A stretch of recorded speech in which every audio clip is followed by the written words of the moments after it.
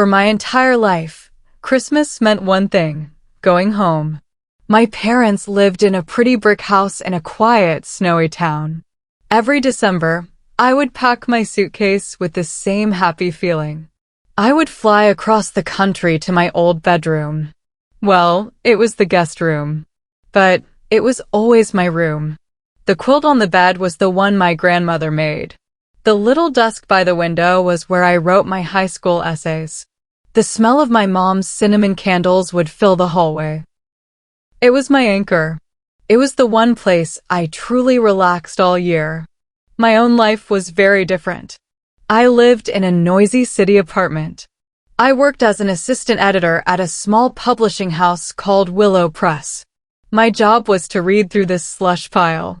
That was the mountain of manuscripts sent in by authors hoping to be published. It was tedious work most of the time. But sometimes I would find something magical. A story so good it made my heart beat faster. Finding those hidden gems was why I loved my job. It didn't pay a lot, but it meant something to me. I saved every extra dollar for my Christmas trip home. That year, I booked my flight in early November. I got a good deal by being flexible with my dates. I would arrive on December 22nd and leave on the 27th. As soon as I got the confirmation email, I felt that familiar bubble of joy. I picked up the phone to call my mom. I could already picture her smile. I could hear her saying, "We can't wait to see you, sweetheart." The phone rang a few times. When she answered, her voice sounded different. It was cheerful, but in a stiff, strange way. We made small talk about the weather. Then I said, "Okay, Mom, I'm all booked. I'll be there on the 22nd. There was a long pause on the other end of the line. I could hear her breathing. "Oh, Juliet," she finally said. Her tone was awkward. "About that. We need to talk about the guest room." My grip on the phone tightened. She explained that she and my dad had made a practical decision for the holiday season. My mind raced. What did that mean? Were they repainting? Was the bed broken? My mom's explanation was slow and careful. She said a friend had told them about a website where you could rent out a room. They had decided to list their guest room. They called it a cozy holiday retreat. A stranger had already booked it. He booked it for the entire month of December. For a lot of money. "It's just such good money, Juliet," she said, her voice pleading for me to understand. "It's helping so much with our retirement fund." I stood in my kitchen silent. The flight confirmation on my screen seemed to blur. I finally found my voice. "So, where would I stay?" I asked. My mom jumped in quickly. "You could stay on the living room couch. We'll make it up nicely for you." But even as she said it, I could hear the hesitation. I could picture the scene. My dad wanting to watch the news. Them tiptoeing around in the morning. Me, a pile of blankets and pillows in the middle of their living room. An inconvenience. The message was clear. The paying stranger had priority. I was now a logistical problem. A heavy feeling settled in my chest. It was the feeling of being a burden in your own home. "Don't worry about it, Mom," I said, my voice surprisingly flat. "It's fine. I just won't come this year." The words hurt to say. But another part of me wanted to see their reaction. There was another pause. Then, a sigh of relief I knew was meant to be hidden. "Oh, honey, if you're sure," she said. "We'll miss you terribly. But it is complicated." We hung up shortly after. I canceled my flight and ate a $50 fee. It was cheaper than my pride. Christmas Eve found me alone in my apartment. I ordered cheap Chinese food. I put on a movie about Christmas, but it just made me sadder. The only thing that felt normal was work. I had a manuscript to proofread. It was a project I had fought for. The title was Hearth and Hypocrisy. It was written by an anonymous author using the pen name Hearth. I made a cup of tea, curled up on my sofa, and opened the file. Reading was my escape. Little did I know, I was about to read a story that would change my life. The book was not a happy Christmas story. It was a deep, sharp look at modern families. It talked about how money could twist family love. It described parents who kept score of everything they paid for. It had stories of children who felt like guests in their own homes. Every chapter felt raw and real. Some parts made me cringe because they hit so close to home. The author wrote about transactional love. That was the idea that affection had a price tag. I read late into the night, completely absorbed. After that lonely Christmas, I threw myself into my work. I became the biggest champion for hearth and hypocrisy. In editorial meetings, I argued for it. I said it was important and timely. My boss, Irene, was a smart, serious woman. She trusted my taste. "You really believe in this, don't you, Juliet?" she asked me one day. I told her I did. I said it was the most honest thing I'd read in years. She took the manuscript home to read over the weekend. On Monday, she agreed with me. We were going to make an offer. Getting the book was a huge victory for me. Irene called me into her office. "We got it," she said with a smile. "And I want you to be the lead editor. This is your project." I was over the moon. It was my first big acquisition. My name would be in the acknowledgments. I would help shape this important book. For the first time since the phone call with my mom, I felt a surge of pure, happy purpose. My professional life was taking off, even if my personal life felt broken. Months passed. We edited the book. We planned the cover. We worked on the marketing plan. The author, Hearth, was a mystery. They only communicated through email with their agent. They wanted complete privacy. Then, one afternoon in October, Irene came to my desk. "Big news," she said. "Hearth is coming to the city. They want to have a meeting with their editor before the launch." My heart jumped. I was nervous and excited. I would finally meet the brilliant mind behind the words that had comforted me. The meeting was set for a quiet cafe near my office. I spent the morning too nervous to focus. Who are they? A retired professor? A sharp young journalist? I reviewed my notes about the book. I wanted to sound intelligent and supportive. I put on my best professional outfit. I arrived at the cafe 15 minutes early.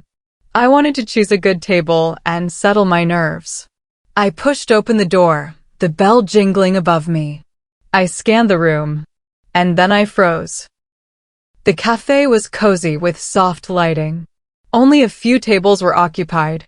At a small table in the corner, near the fireplace, a woman sat alone. She was sipping a cup of tea and reading a physical book. She had kind eyes and silver hair in a neat braid. My brain stuttered. I knew her. I had seen her face before. But from where? Not from work. Not from the city. The memory was tied to a feeling of deep hurt. I stood just inside the door, paralyzed, trying to place her. Then it clicked. The memory flashed into my mind with painful clarity. It was from last Christmas Day. Feeling lonely, I had looked at my parents' social media. They had posted a happy Christmas photo. They were standing in the living room, wearing matching sweaters. They were smiling with their arms around a woman. A stranger. A guest. She was standing in the doorway of my bedroom, the guest room, smiling politely. This woman in the cafe was that stranger. The woman who paid to sleep in my bed. My feet felt like blocks of ice. But I had a job to do. I was here to meet my author. I forced myself to walk toward her table. She looked up and saw me approaching. A gentle smile appeared on her face. It was a smile of recognition. "Hello," I said, my voice trembling slightly. "I'm looking for Hearth. I'm Juliet from Willow Press." The woman's smile grew warmer. She closed her book and gestured to the empty chair. "Hello, Juliet," she said. Her voice was soft and clear. "I am Hearth. Please sit down. I've been hoping to meet you." I sank into the chair, my mind whirling. The stranger was Hearth. Hearth was the stranger. The pieces were there, but they didn't make sense yet. She reached across the table and touched my hand briefly. When my agent told me my editor was Juliet Walker, I wondered, she said. And then I saw your photo on the publishing house website. I was certain. I just stared at her. She continued. I recognized your name long before that, though. It's on a beautiful needlepoint in the hallway of that house in Vermont. A cold wave washed over me. The needlepoint. When I was 9, I made a terrible, messy needlepoint sampler for school. It said, "Home is where the heart is. Love, Juliet." My mom had framed it. She hung it in the hallway right outside the guest room. This woman had walked past it every day during her stay. She had known my name. She had slept in my room, and she had known it was meant to be mine. I felt exposed and confused. I don't understand, I whispered. She nodded slowly. My real name is Eleanor, she said. I am a sociologist. I study families. For my last book, I wanted to write about the modern economics of family ties. The idea of charging for love, in a way. She took a sip of tea. So, I rented rooms in family homes during major holidays. I posed as a writer needing a quiet retreat. I observed. I listened. Your parents' home was one of my case studies.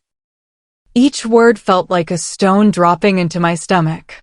I thought of my parents bragging about their rental income. I thought of them calling it a practical decision. They were part of a research project. They were characters in a book about family failure. Your parents were very proud of the room, Eleanor said gently. They were very proud of the money. They talked often about how expensive it was to raise a child. They mentioned your college fund. They said the rental was a way for things to finally even out. I put my hand over my mouth. I felt sick. They were also very proud of you, she added. They told me their daughter was an editor in the city. They said you worked with important books. They showed me your picture. She looked at me with deep empathy. They could praise your career and exclude you from your home in the same breath.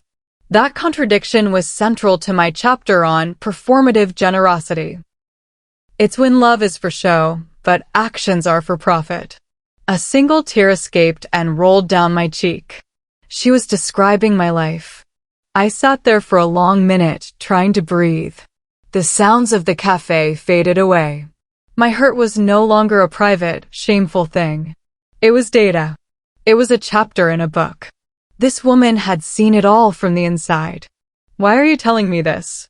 I finally asked. Eleanor's expression was serious. Because you're my editor. You deserve to know the full truth behind the manuscript. And because, she paused, I believe you are a victim of the very dynamics I wrote about. You have a right to the whole story. Eleanor reached into her bag. She pulled out a small, silver flash drive. She placed it on the table between us. These are the raw transcripts, she said. Every conversation I had with your parents is here. My typed notes from my observations are here. I want you to have them. Read them or don't. But they're yours. I stared at the little piece of metal. It contained the unedited truth. It was the ultimate key to my own family mystery. I was terrified to touch it. That night, in my apartment, I plugged the flash drive into my computer. The folder opened. There were audio files and documents. I clicked on a document titled Walker_Household_Notes. I started to read. The notes were clinical and detailed. They described the decor, the conversations, the atmosphere. Then I saw the quotes. My mother's voice in text, the rental income is a blessing. It's like Juliet's college fund is finally paying us back for all we sacrificed. My father's, it's nice to have a guest who pays their way. Family always expects everything for free. I read until dawn. Every word was a cut. The book, Hearth and Hypocrisy, launched the first week of December. It was dedicated simply for Jay. At the launch party, I gave a speech. I talked about the courage it takes to tell the truth about families. I did not mention my parents. They were not invited. The book became a surprise bestseller. My career skyrocketed. I got a promotion and a raise. That Christmas, I stayed in my own city. I bought a beautiful new quilt for my own bed. I was not in a guest room. I was home. The story they sold for cash had bought me my freedom and my future. And that was the best revenge of all.